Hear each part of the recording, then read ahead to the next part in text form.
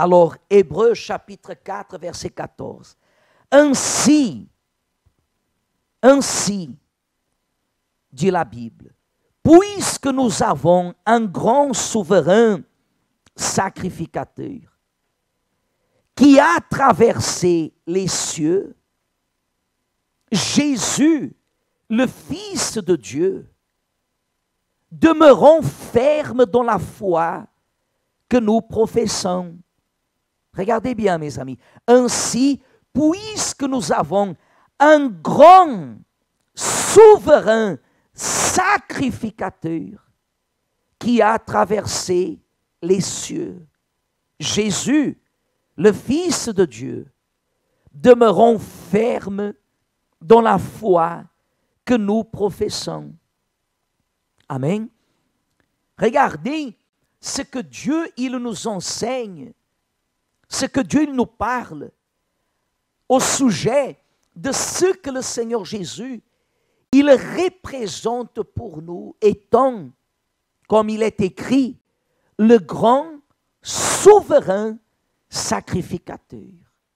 Jésus, il a fait pour nous, il a fait pour l'humanité, il a fait pour chacun de nous ce que personne d'autre pouvait faire. Quand nous sommes face à des situations comme celle que nous vivons, ce confinement qui est en train d'arriver à sa fin, et nous voyons comment les personnes sont craintives par rapport à ce virus. Je ne dis pas qu'on ne doit pas être vigilant. On doit veiller en toute situation et circonstance. Si nous devons veiller pour ne pas pécher, nous devons également veiller pour ne pas être touchés par le mal. De ces plusieurs façons qu'il se manifeste, nous devons demander à Dieu la protection. Mais il y a des personnes, comme d'ailleurs la Bible nous enseigne, que ce qu'elle craint, c'est ce qui lui arrive.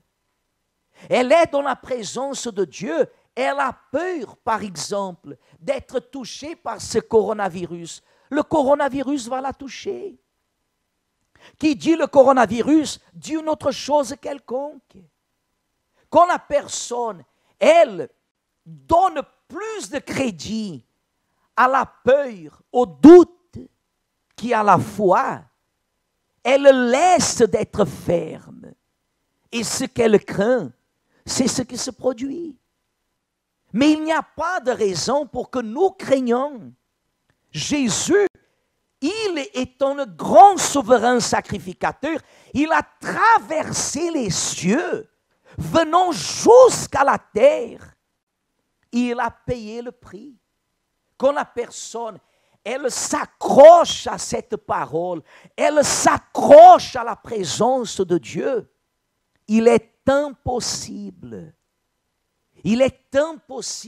malgré qu'elle doit affronter, des fois elle doit affronter même ces circonstances que nous venons de parler.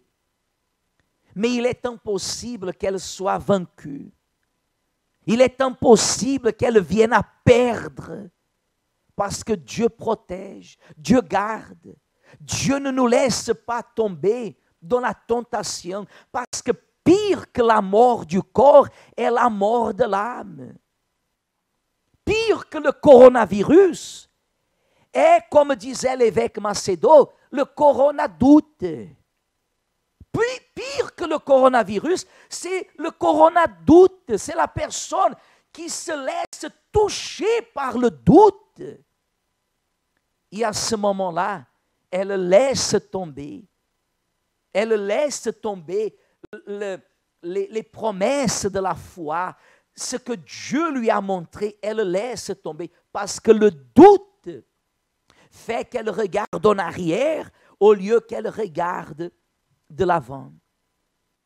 Il n'y a pas une raison pour que nous venions à douter. Au verset 15, il dit comme ça, « Car nous n'avons pas un souverain sacrificateur qui ne puisse compatir à nos faiblesses. Au contraire, il a été tenté comme nous en toutes choses sans commettre de péché. Si Jésus, il a réussi, nous pouvons réussir aussi, mes amis. On ne peut pas dire ce que beaucoup de personnes disent, mais Jésus était Jésus. Jésus était Jésus. Et nous sommes représentateurs, si je peux dire comme ça, représentants, de Jésus. Nous représentons Jésus.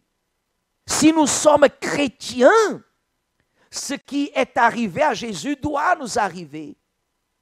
Ce que Jésus a vécu, nous devons vivre. Il a vaincu le péché, nous aussi, nous pouvons et nous devons le vaincre. Mais la seule façon aujourd'hui, c'est d'être rempli du Saint-Esprit, la présence de Dieu.